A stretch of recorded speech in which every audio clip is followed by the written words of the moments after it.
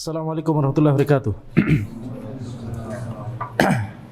Innal hamdalillah nahmaduhu wa nasta'inuhu wa nastaghfiruh wa na'udzu billahi min shururi anfusina wa min sayyiati a'malina may yahdihillahu fala mudhillalah wa may yudlil fala hadiyalah wa asyhadu an la ilaha illallah wahdahu la syarikalah wa asyhadu anna Muhammadan abduhu wa rasuluh. Allahumma shalli wa sallim ala sayidina Muhammad wa ala alihi wa sahbihi ajma'in. Amma ba'd.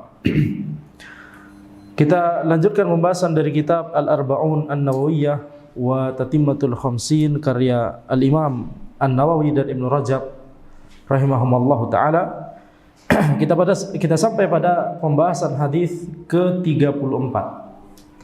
An Abi Sa'id Al-Khudri radhiyallahu anhu qala sami'tu Rasulullah sallallahu alaihi wasallam yaqul. Dari Abu Sa'id Al-Khudri radhiyallahu anhu, beliau berkata, aku mendengar Rasulullah sallallahu alaihi wasallam bersabda, man ra'a minkum munkaran falyughayyirhu biyadihi. Barang siapa di antara kalian melihat kemungkaran, maka ubahlah dengan tangannya. Fa illam yastati' fa bilisan. Jika dia tidak mampu, maka ubah dengan lisannya. Fa illam yastati' fa biqalbihi. Jika dia tidak mampu, maka ubah dengan hatinya. Wa dzalika at'aful iman. Dan ini adalah selemah-lemahnya iman. Rawahu Muslim. Taib. Hadis ini menjelaskan sebuah prinsip yang agung tentang ingkarul munkar, tentang mengingkari kemungkaran. Dan para ulama menyebutkan bahwa yang dimaksud dengan kemungkaran itu adalah keharaman. Al-munkar yaitu al-muharram. Jadi apa-apa yang diharamkan oleh syariat, diharamkan di dalam Al-Quran, diharamkan di dalam As-Sunnah, maka ini yang disebut sebagai kemungkaran. Dan Nabi Muhammad SAW bersabda, man ra'a minkum munkaran, barang siapa di antara kalian melihat kemungkaran, falyughayyirhu biyadi, maka ubahlah dengan tangannya. Ini menunjukkan apa? Hukum wajibnya mengubah kemungkaran, hukum wajibnya mengingkari kemungkaran. Falyughayyirhu. Di sini ada lamul amr, lam yang berfungsi untuk memerintahkan. Jadi di sini kita mendapatkan kesimpulan bahwa hukumnya wajib. Ini martabah al-ula, martabah yang pertama, derajat yang pertama dalam mengingkari kemungkaran, yaitu mengubah dengan tangan. Para ulama mengatakan kalimat ini ditujukan kepada orang yang mampu untuk mengubah kemungkaran tersebut dengan tangan. Yani maksudnya dengan tangan di sini adalah dia mengambil aksi, dia ada langkah real untuk mengubah kemungkaran tersebut. Seperti misalkan kepala keluarga ketika melihat kemungkaran di dalam keluarganya dilakukan oleh anak istrinya misalkan, maka wajib bagi kepala keluarga tersebut untuk menghentikan kemungkaran tersebut dengan tangannya. Ada aksi yang dilakukan. Demikian pula misalkan ulil amri melihat kemungkaran di negerinya, maka wajib bagi ulil amri untuk mengingkari kemungkaran tersebut. Kalau mereka tidak mengingkari kemungkaran yang ada di negerinya, maka mereka berdosa, karena ini perintahnya wajib. Jadi falyughayyirhu biyadi, maka ubahlah dengan tangannya. Jadi bayangkan ya, setiap ada kemungkaran yang itu masih dalam ranah kemampuan ulil amri untuk mengingkarinya, maka wajib bagi mereka untuk mengingkari kemungkaran tersebut, mengambil aksi nyata ya untuk menghentikan kemungkaran tersebut. Maka ini hukumnya wajib. Kalau ulil amri tidak melakukannya, maka mereka nanti akan dimintai pertanggungjawabannya di hadapan Allah Subhanahu wa taala. Man ra'a minkum munkaran falyughayyirhu biyadihi. Ini derajat pertama tadi kita sebutkan, barang siapa yang melihat kemungkaran maka ubahlah dengan tangannya. Fa illam yastati' fa bilisanihi. Jika dia tidak mampu, maka ubahlah dengan lisannya. Ini martabah tsaniyah, derajat yang kedua. dalam mengingkari kemungkaran, yaitu mengubah dengan lisan. Tapi di sini kita lihat Nabi Muhammad SAW bersabda, fa illam yastati, jika dia tidak mampu, yakni jika dia tidak mampu untuk mengubah dengan tangan, maka ubahlah dengan lisan. Ini menunjukkan bahwa derajat pertama mengingkari kemungkaran, yaitu mengubah dengan tangan, itu disyaratkan adanya istita'ah, disyaratkan adanya kemampuan. Kemampuan yang dimaksud dalam mengingkari dengan tangan, yaitu kemampuan untuk menghentikan kemungkaran tersebut dengan tangan dia, dengan aksi nyata. Tentunya dalam suatu negeri yang paling memiliki kemampuan itu adalah ulil amri, ya, mereka yang memiliki kemampuan tersebut, dan tadi kita katakan oleh karena itu wajib bagi mereka. Ini tolong mikrofon sambil dicek.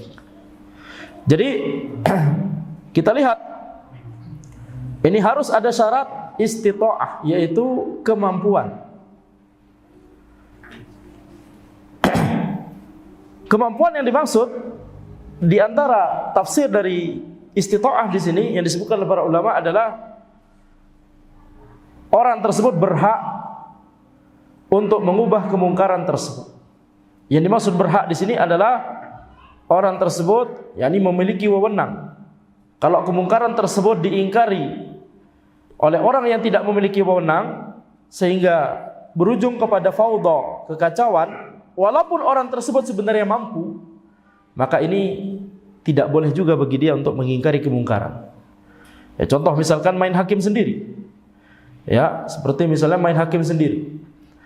Ada tempat kemaksiatan kemudian menggerebek sendiri tanpa koordinasi dengan aparat misalkan. Ini dikhawatirkan bisa menimbulkan kekacauan. Ya, bisa menimbulkan kekacauan. Itu mengapa para ulama, misalkan di antaranya Imam Ahmad rahimahullah, dalam kitab beliau Ushulus Sunnah menjelaskan bahwa ketika ada seseorang yang merampok orang lain, si A merampok B, atau seorang khawarij misalkan, teroris menyerang B misalkan, maka B berhak untuk mempertahankan diri di tempat tersebut. Tapi kalau si A ini lari, tidak boleh bagi B untuk mengejar. Tidak boleh bagi B untuk mengejar. Yang boleh mengejar adalah aparat yang berwenang. Ini perkataan Imam Ahmad langsung di dalam kitab beliau Ushulus Sunnah. Beliau mujtahid mutlak, Imam Ahmad rahimahullahu taala. Ketika ada pencuri atau orang masuk rumah ke rumah kita bisa melawan dia. Kalau dibutuhkan, terdesak, kalau sampai membunuh dia, kita tidak berdosa dan tidak boleh dihukum oleh ulil amri. Tidak dikenai hukuman secara syariat. Tetapi kalau kita kemudian yang qadarullah misalkan ya meninggal dunia karena orang jahat tersebut, semoga mendapatkan pahala yang besar dari Allah Subhanahu wa taala. Ya, mempertahankan harta benda dan keluarga, bisa mendapatkan pahala mati syahid. Tapi kalau misalkan orang tersebut lari dari rumah tersebut, dari rumah kita tersebut, maka tidak boleh bagi kita untuk mengejar. Ya, tidak boleh bagi kita untuk mengejar. Hanya boleh bagi kita untuk kemudian berkoordinasi dengan aparat. Jadi ini hukum yang dijelaskan oleh para ulama. Oleh karena itu kalau aparat misalkan tidak mengindahkan laporan dari masyarakat, maka mereka nanti akan mendapatkan, harus mempertanggungjawabkan di hadapan Allah Subhanahu wa taala. Ya. Kalau misalkan laporan dari masyarakat tidak diurus, kecuali kalau sudah ada uang, ini pertanggungjawabannya nanti di hadapan Allah Subhanahu wa taala. Nah, jadi masalah seperti ini tidak hanya dipertanggungjawabkan di hadapan atasan, akan tapi nanti di hadapan Allah Subhanahu wa taala. Baik. Itu mengapa para ulama melarang, ya, karena madaratnya besar. Kalau seseorang itu walaupun misalkan dia mampu untuk menghentikan kemungkaran orang tersebut, misalkan ini perampok atau misalkan ini khawarij, teroris, dia sebenarnya mampu untuk melumpuhkan orang itu. Dia kejar kemudian dia lumpuhkan orang tersebut. Akan tetapi ya ini tidak boleh dia lakukan. Kenapa? Walaupun dia mampu untuk mengubah kemungkaran tersebut dengan tangannya sendiri, akan tetapi ya ini akan menimbulkan kekacauan atau fawdha, atau menimbulkan kemudaratan kepada dirinya sendiri. Ya, bisa jadi malah nanti setelah dikejar dianya mendapat yakni madarat dari orang tersebut.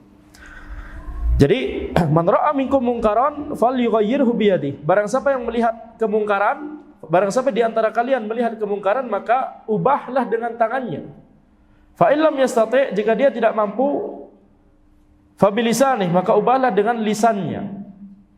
Jika orang tersebut memiliki ilmu, ya, jika orang tersebut tahu hukumnya dan bisa menasihati, dan maslahatnya lebih besar ketika dia menasihati, maka nasihati orang tersebut. Ubahlah kemungkaran tersebut dengan lisan, yaitu jelaskan bahwa ini adalah keharaman, jelaskan bahwa ini adalah kemungkaran. Sampaikan kepada dia, hentikan perbuatan antum tersebut. Begitu ya. Para ulama mengatakan kalimat pertama dari hadis ini yang tadi, ubahlah dengan tangan, ini kalimat yang paling utama ditujukan kepada ulil amri. Kemudian kalimat kedua, ini kalimat yang paling utama ditujukan kepada ahli ilmu. Jadi tugasnya ahli ilmu itu adalah mengingkari kemungkaran dengan lisan.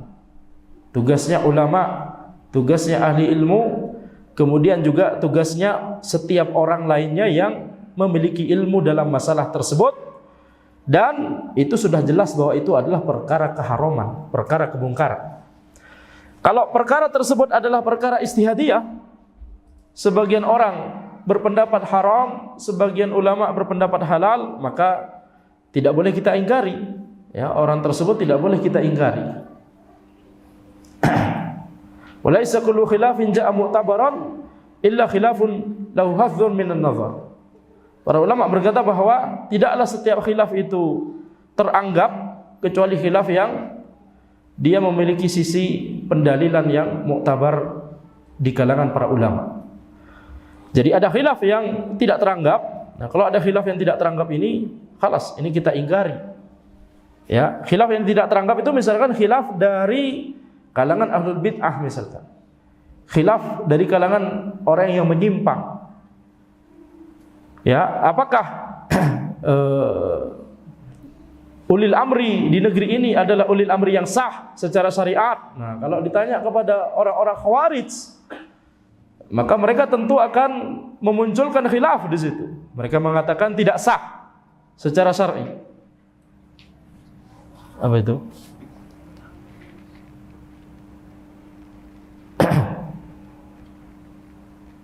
Betul ya. Jadi secara syar'i Khawarij akan mengatakan ini bukan ulil amri yang sah. Nah, ini khilaf.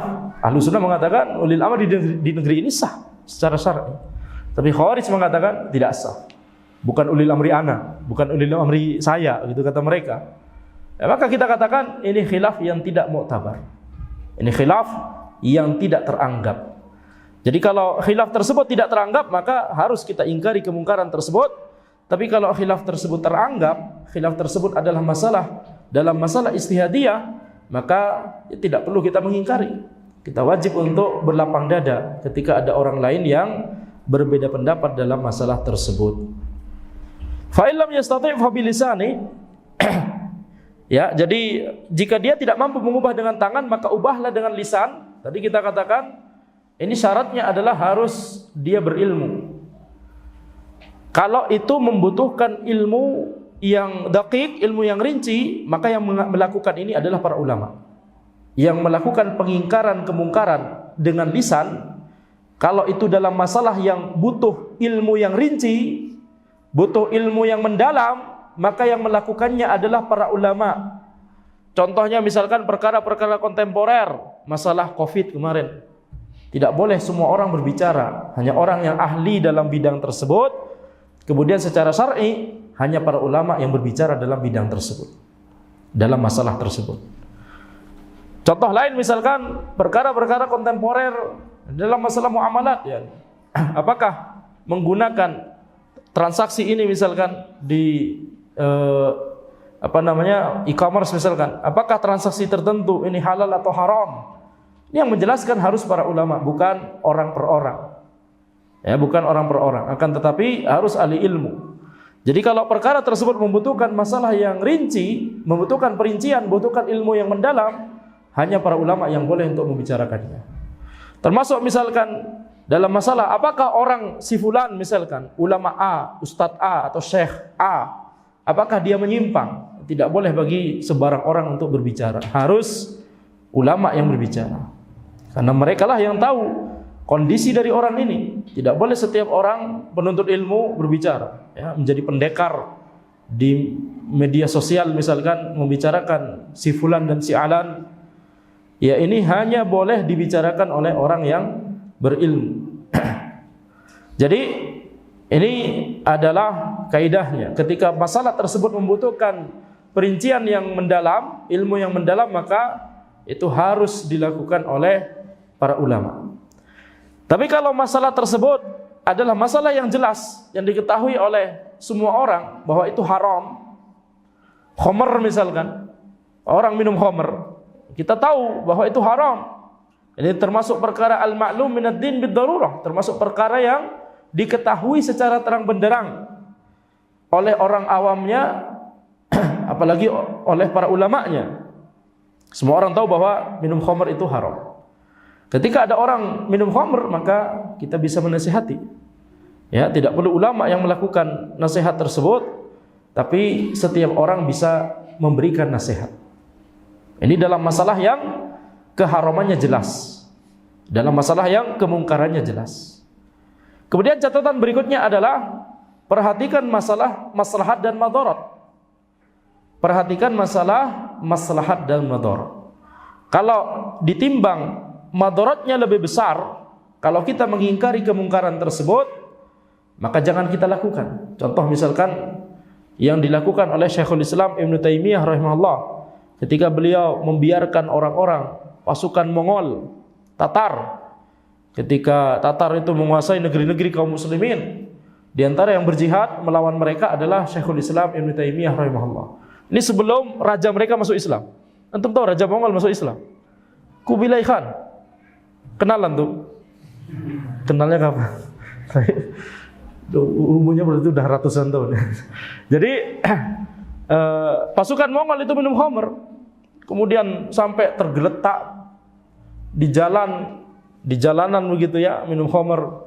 Maka dibiarkan oleh Syekhul Islam Ibnu Taimiyah, walaupun minum khamr di depan publik, yakni di depan banyak orang minum khamr, dibiarkan oleh Syekhul Islam Ibnu Taimiyah.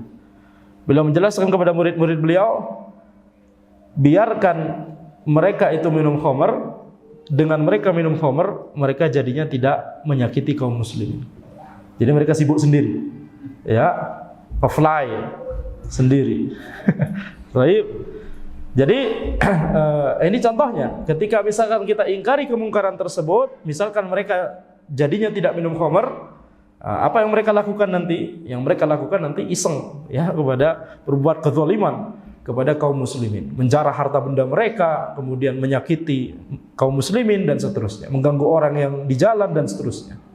Ini kelakuan dari pasukan Mongol pada saat itu, sebelum ditertibkan oleh rajanya ketika sudah masuk Islam. Jadi ini kita lihat, ini beberapa catatan, harus memperhatikan maslahat dan madarat ketika mengingkari kemungkaran. Bahkan ini juga berlaku bagi para ulama, ya, bagi para ulama. Ketika misalkan dibahas, ilmu itu dibahas, kemudian itu memberikan kemadaratan yang lebih besar, maka para ulama mengatakan diam dulu saat ini. Diam dulu saat ini. Misalkan ketika perkara tersebut diketahui atau dikenal di masyarakat bahwa ini kebiasaan mereka, yakni sudah mendarah daging di tengah-tengah mereka. Kalau kita kemudian langsung lantang mengatakan ini haram, nah ini bisa masyarakat menjadi menjadi sangat gaduh misalkan. Ya, kalau kita langsung tegas seperti itu, maka mungkin ditunggu dulu. Ditunggu berapa hari, berapa pekan, baru kita jelaskan dengan dengan lebih baik setelah semuanya lebih tenang kondisinya. Misalkan demikian. Jadi harus memperhatikan maslahat dan madarat. Kemudian Nabi Muhammad SAW bersabda, fa illam yastati' fa biqalbih. Jika dia tidak mampu, yaitu jika dia tidak mampu mengubah dengan lisannya, maka ini menunjukkan apa? Derajat kedua dari mengingkari kemungkaran, yaitu mengingkari dengan lisan. Ini juga ada syarat istita'ah. Disyaratkan mampu. Tadi sudah kita jelaskan, mampu di sini maksudnya dia berilmu dalam masalah tersebut. Kalau itu membutuhkan keilmuan yang mendalam, atau dia mampu untuk mengatakannya, tidak ada madarat yang lebih besar baginya kalau dia menasihati orang tersebut misalkan. Nah, ini berarti mampu secara yakni secara hukum. Mampu secara hakiki, ada mampu secara hukmi. Mampu secara hakiki maksudnya dia sebenarnya bisa aja bicara. Ini mampu secara hakiki, bisa saja dia menasihati. Ini mampu secara hakiki. Tapi kalau misalkan dengan dia menasihati orang tersebut, orang itu malah menjadi-jadi, nah, karena sudah dikenal sifatnya itu, semakin dikasih tahu semakin keras kepala misalkan, maka ini madaratnya lebih besar kalau kita nasihati secara langsung. Nah, mungkin nanti pelan-pelan, perlahan terlebih dahulu. Gimana caranya? Kita cari cara supaya dia tidak lagi minum khamr. Misalkan tadi contohnya minum khamr. Ada tetangga kita minum khamr misalkan. Kalau kita nasihati, dia langsung akan keras kepala, malah lebih banyak lagi minum khamrnya misalkan. Kalau kita sudah mengenal sifatnya seperti itu, walaupun kita sebenarnya mampu secara hakiki untuk menasihati dia, akan tapi ini kita tidak mampu secara hukmi. Kita dihukumi tidak mampu karena ini madaratnya akan lebih besar kalau kita menasihatinya.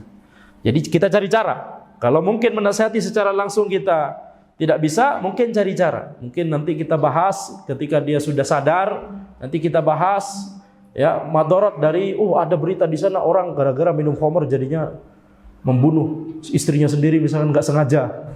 Misalkan naudzubillah min dzalik. Nah, itu jadi dibahas dicari cara untuk yakni nasihat tersebut tersampaikan kepada orang tersebut. Fa illam yastati' fa biqalbih. Jika dia tidak mampu mengubah dengan lisannya, maka ubahlah dengan hatinya. Ubahlah dengan hatinya. Sebelum lanjut, ada satu faedah yang Anda terlupa, yaitu tadi kita lihat fa illam yastati' fa bilisani. Jika dia tidak mampu untuk mengubah dengan tangan, maka ubahlah dengan lisan. Ini hukumnya wajib. Dengan syarat tadi ya, syarat madarat tidak lebih besar, ada maslahat, tidak ada madarat yang lebih besar, kemudian dia memiliki keilmuan dalam masalah itu, syaratnya adalah atau catatannya di sini hukumnya adalah hukumnya wajib untuk mengingkari kemungkaran tersebut dengan lisan. Makanya para ulama dari zaman ke zaman mereka mengingkari kemungkaran, mereka mengingkari penyimpangan, mereka mengingkari kesyirikan, mereka mengingkari kebid'ahan. Mereka mengingkari hal-hal yang itu menyelisihi Al-Quran dan As-Sunnah. Ya, jadi tidak boleh kita berpikir bahwa wah ini kalau kita mengingkari seperti ini maka ini merusak persatuan umat. Tidak boleh kita berpikir demikian. Yang lebih pintar mana? Imam mazhab atau kita? Ya, lebih pintar imam mazhab tentunya. Tapi kita lihat misalkan Imam Abu Hanifah, Imam Malik, Imam Asy-Syafi'i, Imam Ahmad, mereka banyak membantah orang-orang yang menyimpang. Baik membantah dengan lisan ataupun membantah dengan tulisan dengan kitab-kitab mereka. Ya, mereka lebih mengetahui. Mereka lebih mengetahui apa yang diwajibkan oleh syariat dalam kondisi tersebut. Apakah kita kemudian diam, tidak mengingkari penyimpangan dalam rangka untuk menjaga persatuan yang semu tersebut, atau kita ingkari kemungkaran tersebut, kita jelaskan al-haq dengan harapan orang-orang kemudian kembali kepada Al-Quran dan As-Sunnah, bersatu di atas Al-Quran dan As-Sunnah. Ini persatuan yang hakiki. Ini persatuan yang real. Ini persatuan yang diwajibkan oleh syariat. Adapun persatuan karena yakni sekedar kita bersatu secara fisik saja maksudnya, atau secara yakni tidak membantah satu sama lain, tapi kemudian penyimpangan dibiarkan, kesyirikan dibiarkan, kebid'ahan dibiarkan, maka ini tidak boleh. Ya. Fa illam yastati' fa biqalbi. Jika dia tidak mampu untuk mengingkari dengan lisan, maka ubahlah dengan hatinya. Pertanyaannya, gimana cara mengubah dengan hati? Maka para ulama mengatakan yang dimaksud mengubah dengan hati ini itu adalah hati orang tersebut itu harus membenci kemungkaran tersebut, kemudian ya meyakini bahwa itu adalah kemungkaran, meyakini itu adalah keharaman. Wadzalika at'aful iman, dan inilah selemah-lemahnya iman. Maksudnya adalah ini iman yang paling, ini martabah derajat yang paling minimum. Tidak boleh lebih rendah daripada ini. Wadzalika at'aful iman, ini adalah selemah-lemah iman. Ini maksudnya adalah bukan kemudian orang yang cuma melakukan ini dia adalah orang yang imannya lemah. Bukan itu yang dimaksud. Akan tapi dalam sebagian kasus misalkan kita nggak bisa mengingkari dengan tangan karena kita bukan ulil amri misalkan. Kemungkaran tersebut terjadi di publik, kalau terjadi di rumah kita, nah kita bisa sebagai kepala keluarga kita bisa ubah dengan tangan kita. Tapi kalau kemungkaran tersebut terjadi di publik, kemudian kemungkaran tersebut tidak bisa kita ingkari dengan lisan, karena misalkan yani nauzubillah min dzalik, ulil amri melarang ulama untuk mengingkari dengan lisan. Contohnya misalkan di antara hikmah Allah Subhanahu wa taala adalah Allah mewujudkan, menetapkan ini terwujud, kondisi ini terwujud, ada ulil amri yang menyimpang, yang zalim, melarang ulama untuk menyuarakan al-haq. Allah tetapkan ini terjadi di zamannya Imam Mazhab, di zamannya Imam Ahmad rahimahullah ta'ala. Ya, pada saat itu khalifahnya itu terpengaruh pemahaman yang menyimpang, yaitu pemahaman Mu'tazilah. Kemudian memerintahkan para ulama di negeri tersebut untuk mengatakan Al-Quran adalah makhluk. Ulama Ahlussunnah tentunya mereka tetap mengatakan bahwa Al-Quran adalah kalamullah, tapi mereka tidak bisa kemudian menyuarakan dengan jahar ya di depan publik. Tapi itu tetap ada di tulisan-tulisan mereka, di fatwa-fatwa mereka, di kajian-kajian mereka dan seterusnya. Itu jadi mereka tidak bisa menyuarakan dengan lisan dengan jahar karena pasti langsung dimasukkan penjara. Masuk ke penjara, kemudian akhirnya nggak bisa lagi mengadakan kajian dan seterusnya. Itu ulil amri pada saat itu zalim. Tapi lihat yang dilakukan oleh Imam Ahmad. Imam Ahmad tetap menyuarakan al-haq, Al-Quran adalah kalamullah, tapi beliau kemudian tidak memberontak kepada ulil amri yang zalim, yang menyimpang tersebut. Imam Ahmad rahimahullah tidak menggerakkan massa, tidak menggerakkan masyarakat untuk yakni melaksanakan kudeta atau revolusi dan seterusnya. Jadi ketika kondisinya kita tidak bisa mengingkari dengan tangan, kita tidak bisa mengingkari dengan lisan, maka ingkari dengan hati. Kita harus meyakini dengan hati kita bahwa ini haram, bahwa ini mungkar. Ya, tidak boleh kemudian pada suatu saat karena kemungkaran tersebut itu merajalela, kemudian hati kita menjadi permisif, menjadi lama-lama membolehkan. Ya udahlah, ini sudah jadi kebiasaan. Ini yang banyak terjadi di masyarakat. Ya, kalau di negeri barat, di negeri kafir, ini contoh yang sering Anda sebutkan, yaitu zaman dahulu mereka itu sangat anti sekali terhadap LGBT. Mereka anti sekali terhadap LGBT.